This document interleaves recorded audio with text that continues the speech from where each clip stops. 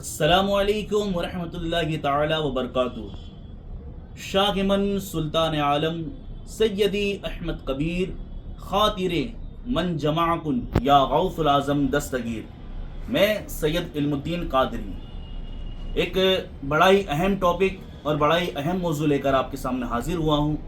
میں کوئی عالم نہیں ہوں، نہ ہی میں کوئی حافظ ہوں، میں ایک معمولی شناخواہ ہوں، حضور کی شناخواہ کرتا ہوں۔ اللہ مرتدم تک مجھے اسی پر قائم رکھے، حضور کی شناخواہی کرنے کی توفیق عطا فرمائے۔ اصل میں ایک ٹاپک یہ ہے جس کا تعلق سلسلہ عالیہ، قادریہ، رفاعیہ سے ہے۔ آج کل کافی لوگوں کو دیکھا جا رہا ہے کہ سلسلہ رفاعیہ پر انگلی اٹھاتے ہیں، جس کے من میں جو آتا ہے وہ بولتا ہے۔ حقیقت یہ ہے کہ انہیں اس سلسلے کا ذرا بھی علم نہیں ہے، بالکل بھی علم نہیں ہے۔ حضرت شیخ سید احمد کبیر رفاعی معشوق اللہ رحمۃ اللہ علیہ، آپ ایک بہت ہی بڑے پائے کے بزرگ ہیں۔ آپ کی ولادت کی بشارت حضور کریم صلی اللہ علیہ وسلم نے آپ کی پیدائش سے پہلے دے دی تھی، اور نام بھی دیا تھا کہ اس بچے کا نام احمد رکھنا۔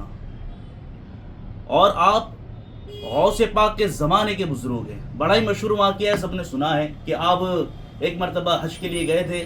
حج سے فارغ ہو کر آپ مدینہ منورہ تشریف لے گئے، اور آپ نے حضور کے روضے پر حضور کی بارگاہ میں ایک بلند آواز سے سلام کیا، السلام علیکم یا جدی۔ تو قبر انور سے آواز آئی، وعلیکم السلام یا ولدی، اے میرے بیٹے تم پر سلام ہو۔ احمد کبیر رفاعی نے کہا کہ یا رسول اللہ صلی اللہ علیہ وسلم، جب میں دور رہتا تھا، اپنے وطن، اپنے گھر شہر بشرہ میں رہتا تھا، تو اپنی روح کو آپ کے پاس بھیجتا تھا، اور میری روح آپ کے ضمیر کا بوسہ لیتی تھی۔ یا رسول اللہ علیہ الصلوۃ والسلام، اب میں دور نہیں ہوں، اب میں قریب ہوں، آپ کے پاس موجود ہوں، اور آپ کے اس بیٹے کی دلی خواہش ہے کہ آپ اپنا دست مبارک قبر انور سے باہر نکالیں، تاکہ یہ آپ کا بیٹا احمد کبیر دست مبارک کا بوسہ لے۔ روایتوں میں آتا ہے کہ آپ نے عربی الفاظ کہے، عربی اشعار کہے۔ آپ کا اشعار کہنا رکنا نہیں ہوا کہ سرکار دو عالم صلی اللہ تعالی علیہ وسلم نے اپنا دست مبارک قبر انور سے باہر نکال دیا، اور آپ نے حضور آگے بڑھ کر حضور کریم صلی اللہ علیہ وسلم کے دست مبارک کا بوسہ لیا، اور حضور کریم صلی اللہ علیہ وسلم سے کچھ گفتگو بھی آپ کی ہوئی۔ اور یہ واقعہ کہ سب سے بڑے واحد گواہ حضور غوث پاک شیخ بغداد رضی اللہ تعالی عنہ خود ہے، خود آپ غوث پاک وہاں پر موجود تھے جب یہ کرامت ہوئی۔ تو یہ مقام و مرتبہ کس کا ہے؟ احمد کبیر رفاعی کا ہے۔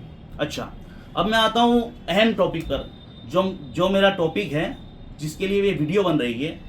بڑا ہی ذمہ داری سے میں کہہ رہا ہوں کہ سلسلہ رفاعیہ، اس میں دو چیزیں ہوتی ہیں۔ سلسلہ رفاعیہ میں دو چیزیں ہوتی ہیں۔ پہلی چیز دف بجائی جاتی ہے۔ کیا بجائی جاتی ہے؟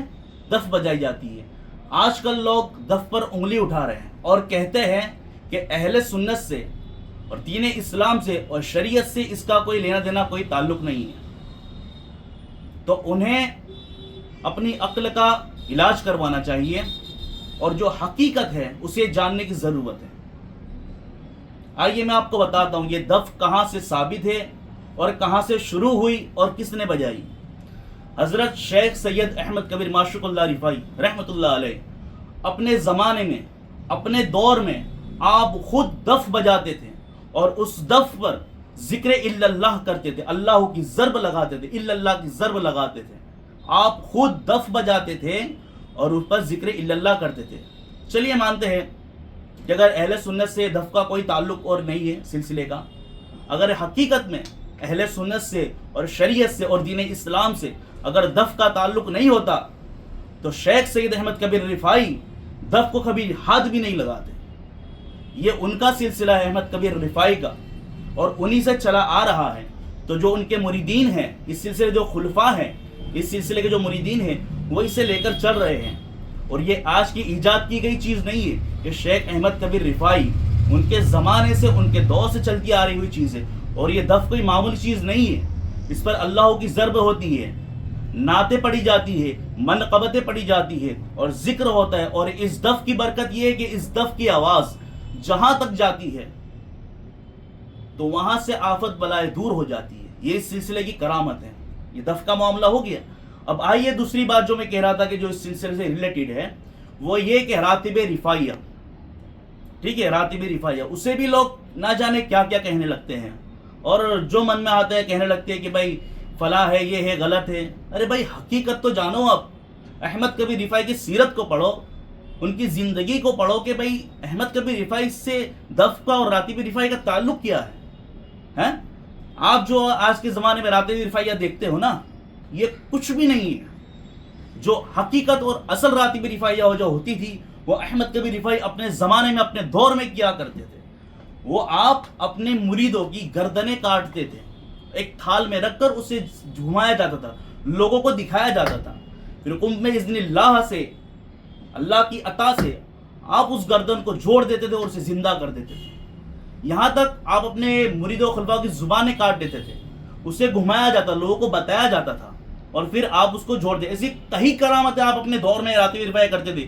ایک طرف ذکر اللہ چلتا تھا، یعنی دف بجتی تھی، اس کے اوپر ذکر ہوتا تھا، نعتیں پڑھی جاتی تھی، اور دوسری طرف احمد کبیر رفاعی ایک سے ایک کرامتیں کر کر دکھاتے تھے، اور اسی طرح اپنے دین اسلام کی تبلیغ کی اور دین کو پھیلایا ہے۔ ٹھیک ہے، یہ دف کا معاملہ اور یہ راتب رفاعیہ کا۔ تو حقیقت جانیں، اور پھر کچھ لوگ آج بھوک رہے ہیں، تو پہلے حقیقت جانیں۔ چلے مانتے ہیں غیر مذہب ہے یا وہابی دیوبندی بولتا ہے تو ان سے ہمارا کوئی لینا دینا تعلق نہیں ہے۔ اگر اہل سنت کے لوگ اگر اس کو بول رہے ہیں تو وہ خود جائزہ لے خود کا کہ بھائی تم اہل سنت میں ہو یا نہیں، تم کس کے شان میں بول رہے ہو۔ کوئی بھی شخص اگر اس سلسلے پر انگلی اٹھاتا ہے، دف ہو، راتب رفاعیہ ہو، کسی پر بھی کچھ بولتا ہے، تو وہ سیدھا ڈائریکٹ ٹو ڈائریکٹ احمد کبیر رفاعی کی شان میں گستاخی کر رہا ہے، غلط جملے بول رہا ہے، بیعت بھی کر رہا ہے ان کی شان میں۔ تو اس بات کا خاص خیال رکھیں۔ اور دف کے حوالے سے ایک اور بات میں کہوں گا کہ آج انگلی اٹھائی جا رہی ہے دف پر، ٹھیک ہے، یہ آج کی بات نہیں ہے۔ شیخ سید احمد کبیر معشوق اللہ رفاعی رحمۃ اللہ علیہ کے زمانے میں بھی آپ پر بھی لوگوں نے انگلی اٹھائی تھی، کہا تھا کہ یہ کیا تماشا لگایا آپ نے، یہ کیا ہے سب، یہاں تک کہ کہہ دیا تھا کہ آپ آل رسول، آپ سید نہیں ہیں۔ اس وقت احمد کبیر رفاعی جلال میں آئے، بڑے جلال میں آئے، اور آپ کے پاس ہمیشہ دف رہتی تھی، تو آپ نے اپنی دف کو نکالا اور آسمان کی طرف اچھال دیا، اور وہ دف آسمان میں جا کر بجنے لگی، ذکر اللہ کرنے لگی۔ اور یہ بات مدینہ منورہ کی ہے، غالباً مدینہ منورہ شریف کی ہے، وہاں پر دف بجنے لگی آسمان میں، کالے بادل چھانے لگ گئے، لوگ حیران ہو گئے، پریشان ہو گئے کہ یہ معاملہ کیا، ان کو روکے کیسے، یہ روکا کیسے جائے۔ کسی کے بس کی بات نہیں تھی، کسی کی طاقت نہیں تھی کہ احمد کبیر رفاعی کے جلال کو روک پاتے۔ غوث پاک کی بارگاہ میں گئے، کہاں گئے؟ شیخ بغداد کی بارگاہ میں گئے، اور وہاں ان سے کہا گیا کہ سرکار ایسا ایسا معاملہ ہوا ہے۔ غوث پاک نے کہا، پھر غوث پاک نے حکم دیا احمد کبیر رفاعی کو، تب آپ کا جلال کم ہوا اور دف نیچے آئی۔ میاں اس سلسلے کو کوئی نہ چھیڑے، نہ ہی کوئی انگلی کرے، ورنہ خیر نہیں ہے اس کی، حقیقت بتا رہا ہوں۔ اور یہ سب بات تو میں نے بتا دی۔ آخر میں ایک اور بڑی ذمہ داری سے بات میں کہوں گا کہ ہمارے جو، آخری بات کہہ رہا ہوں میں، ہمارے جو اہل سنت کے علماء کرام جو ہیں، ماشاء اللہ ہم انہیں مانتے ہیں، ہمارے سر آنکھوں پر ہے وہ، ٹھیک ہے، ہم انہیں مانتے ہیں، لیکن ایک بات مجھے سمجھ میں نہیں آتی ہے، جتنے بھی علماء کرام ہیں یہ سلسلہ رفاعی کے بارے میں لوگوں کو کیوں نہیں بتاتے، کیا تکلیف ہے ان کو؟ حقیقت یہ چیز دیکھی جاتی ہے کہ کبھی بھی کسی اللہ کے ولی کا عرس ہو یا کسی صحابہ اکرام کے یوم کی تاریخ ہو، تو اس کے قریب، تاریخ کے قریب، عرس یا یوم کے تاریخ کے قریب کوئی جمعہ آتا ہے تو اس جمعہ میں ان کی شان اور ان کی سیرت بیان کی جاتی ہے۔ لیکن جب احمد کبیر رفاعی کا عرس آتا ہے، عرس تو چھوڑو، کتنے علماء کرام ایسے ہوں گے یار کہ جن کو ان کی تاریخ بھی پتہ نہیں ہوگی عرس کی تاریخ کون سی ہے۔ آخر وجہ کیا ہے؟ وجہ کیا ہے؟ جب جمعہ آتا ہے، آپ کے عرس کی تاریخ آتی ہے احمد کبیر رفاعی کے، تو بہت جگہ مسجدوں میں دیکھا جاتا ہے کہ الگ الگ ٹاپک پر بیان ہوتا ہے، لیکن کوئی احمد کبیر رفاعی کی شان میں بیان نہیں کرتا۔ کیوں نہیں کرتا؟ جب آپ علماء کرام ہی کچھ نہیں بتائیں گے تو ہم جیسے کیا کریں گے بھائی؟ آپ کی ذمہ داری ہے نا، آپ کو بتانا چاہیے سلسلہ رفاعیہ کیا ہے اور کتنا بڑا مقام و مرتبہ اس سلسلے کا، اور احمد کبیر رفاعی کی شان کیا ہے۔ غوث پاک، جب غوث اعظم نے فرمایا تھا کہ میرا قدم تمام ولیوں کی گردن پر ہے، تو سب سے پہلے اس بات کو ایکسپٹ کرنے والے اور سب سے پہلے قبول کرنے والے کی ذات جو ہے وہ احمد کبیر رفاعی کی ذات ہے۔ احمد کبیر رفاعی نے کہا تھا یا غوث اعظم آپ کا قدم میری گردن پہ نہیں میرے سر پر بھی ہے. کس نے کہا؟ سب سے پہلے شیخ سید احمد کبیر رفاعی. بعد میں تمام باقی ولیوں نے اسے قبول کیا، لیکن پہلے کس نے جس کی ذات نے قبول کیا ہے وہ احمد کبیر رفاعی کی ذات ہے.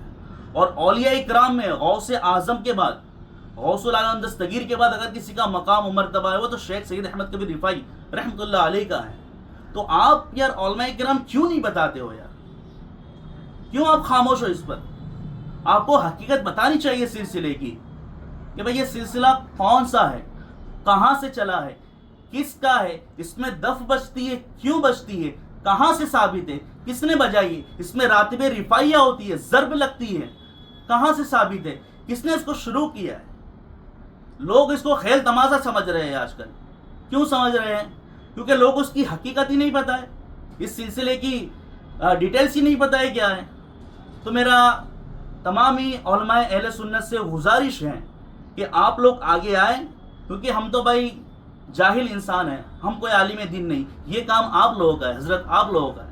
آپ لوگوں کو آگے آنا چاہیے اور سلسلہ رفاعیہ کے بارے میں لوگوں کو بتانا چاہیے، اور باقاعدہ حضرت کے عرس پر پروگرامات ہونے چاہیے کہ لوگوں کو پتہ چلے احمد کبیر رفاعی کون ہے. بھائی کون ہے؟ جو دست مبارک والا واقعہ آپ کو میں نے بتایا ہے، سرکار کے دست مبارک کو بوسا لیا ہے، یہ اس زمانے میں بڑا مشہور ہوا. تو بغداد کی شہر میں ایک ولی کامل تھے، ان کا نام میرے ذہن میں نہیں ہے، ولی کامل تھے. جب ان تک یہ بات پہنچی تو انہوں نے بھی ارادہ بنایا کہ ہاں میں بھی مدینہ منورہ تشریف لے جاؤں گا تو حضور کے روضے پر حاضری ہوگی، تو میں بھی اسی نیت سے جاؤں گا کہ حضور نے مجھے دست مبارک اپنا دیا تو میں اس کا بوسہ لوں.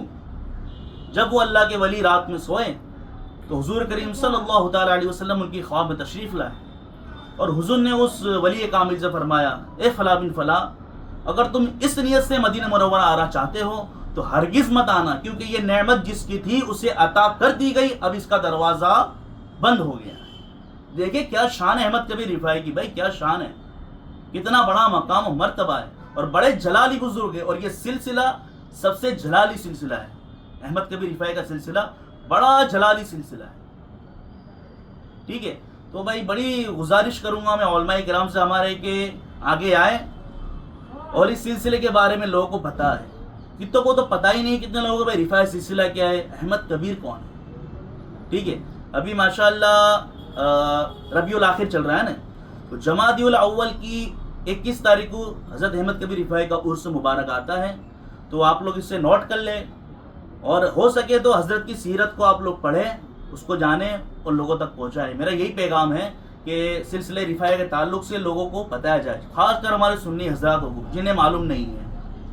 تو مؤدبانہ گزارش ہے میری علماء کرام سے بھی کہ آپ لوگ آگے آئیں اور سلسلہ رفاعیہ کے تعلق سے لوگوں کو بتائیں.